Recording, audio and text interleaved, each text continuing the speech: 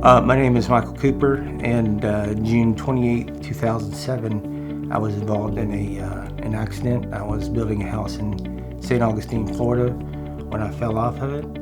Estimated to be a 30-foot fall.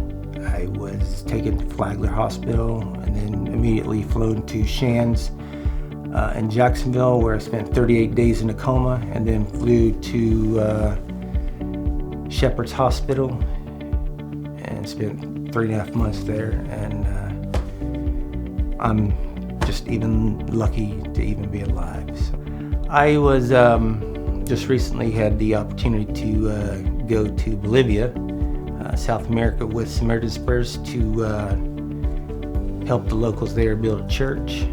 Samaritan's Purse did a very, very good job. I mean, from the logistics part of it. I mean, when we flew into La Paz, I mean, they picked us up at the airport. We spent the day in La Paz, and then we carried everything to Chuma, the 7.5 hours away. We had 2 vehicles loaded full of everything, water, food, I mean, everything. And then we were spent 7.5 hours driving to Chuma through the mountains, and then the church that we were building was in a village called Pocovilla. While we were there, what we did was we helped the locals build this church. They had already, when we had gotten there, they had already placed the forms, and they already did the footers and everything. They had the columns formed up. What we did was lay the bricks for the exterior of the church, and then we poured a tie beam across the top to help hold it together. When we were there, we actually were able to do 2 Operation Christmas Child boxes. The first one we went to, there was probably 30 to 35 kids, ranging in all different ages. It was actually at a school, and then the second one was still obviously at a school also, but there was probably maybe only 15 or 20 of them, and not very many, but still. You could see the smiles on their face. They were just so excited. Some of the kids, they had those little dolls in there that if you push their stomach, then they'd start making noises. And this one kid, he just wouldn't stop pushing. I mean, it was a gorilla, so it was growling the whole time. It was just nonstop. It was awesome. A lot of them were just, I mean, excited about what they were getting, but some of the kids, in both times that we did it, they don't get a whole lot of stuff.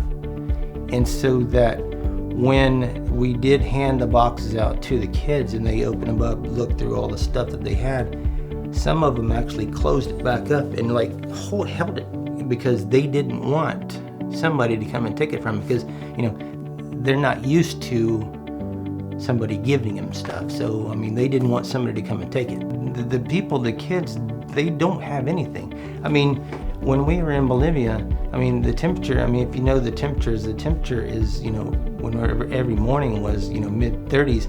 Half of the kids don't even have shoes. So to be able to get a box full of stuff from whoever might be sending it, I mean, whether it be toys, candy, just tracts or whatever. I mean, it's just to be able to receive that, those kids being able to receive that is just, I mean, it's important to them. It's, because they don't get anything.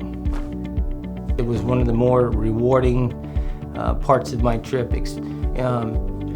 Just like when we opened up, what I was explaining my accident, it's just, God has given me obviously a second chance to be able to do something like this. And there's just really no words that can really explain it. To be able to give to the communities, and whether you're in Bolivia or whether you're in Nepal or wherever you are, for them to actually see God in us, to see the joy and the happiness that we brought to those kids, it's just priceless.